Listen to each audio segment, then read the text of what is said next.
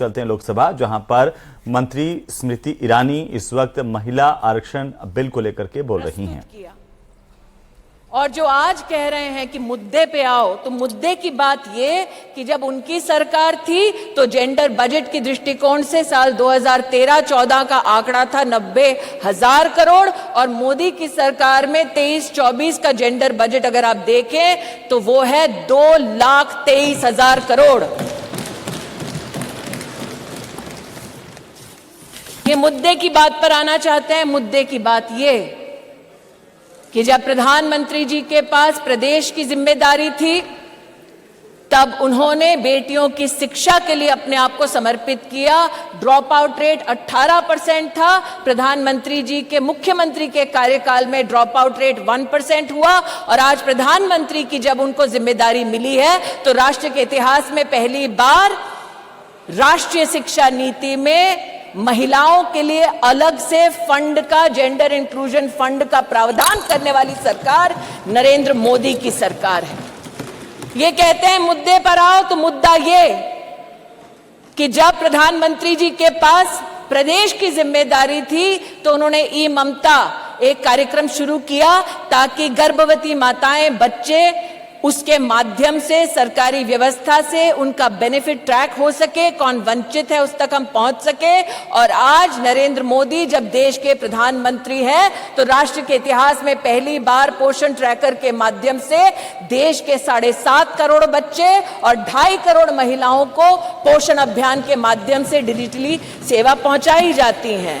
ये कहते हैं मुद्दे की बात पर आओ, तो मुद्दा ये कि जब प्रधानमंत्री जी के पास प्रदेश की जिम्मेदारी थी तो उन्होंने मां वात्सल्य योजना की शुरुआत की, जहां महिलाओं को लगभग 1.5 लाख रुपए के माध्यम से जिनकी एनुअल इनकम थी उनको 4 लाख से ज्यादा की मेडिकल ट्रीटमेंट सरकारी व्यवस्थाओं में देने का काम नरेंद्र मोदी जी ने किया। और आज आयुष्मान भारत योजना के चलते 10 करोड़ गरीब परिवार, 10 करोड़ गरीब महिलाओं को सुविधा, 24,000 से ज्यादा अस्पतालों में, 1,60,000 से ज्यादा स्वास्थ्य केंद्रों में सेवा देने वाली सरकार मोदी की सरकार है, भाजपा की सरकार है। इसलिए जो कहते हैं कि महिला सशक्तिकरण मात्र आज एक चुनावी मुद्दा है, उनसे कहना चाहती हूं, नरता का आदर्श तपस्या के भीतर पलता है, देता वही प्रकाश आग में जो अभित जलता है। आपने नरेंद्र मोदी जी पर कई आक्षेप किए राष्ट्र के नवनिर्माण में, चाहे वो मेक इन इंडिया हो, चाहे वो धारा 370 को हटाने की बात हो, हर विषय पर, जीएसटी पर भी न सिर्फ व्यवधान किया बल्कि व्यवधान के बाद जब इस सदन ने उन कानूनों को पारित किया तो आप एक्सटर्नल ऑर्गेनाइजेशंस के माध्यम से कोर्ट में चुनौती देते गए, कोर्ट में भी हारे, पीपल्स कोर्ट में भी हारे। इस बार लोग कहते हैं कि 27 साल नहीं, अगर आप जनसंघ की पृष्ठभूमि देखें तो 1974 से हम प्रमाणित कर सकते हैं कि हमारी।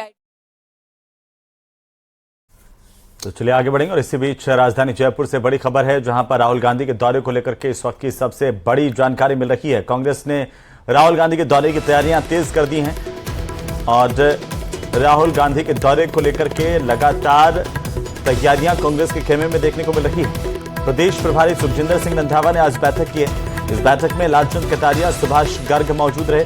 23 सितंबर को राहुल गांधी जयपुर पहुंचेंगे।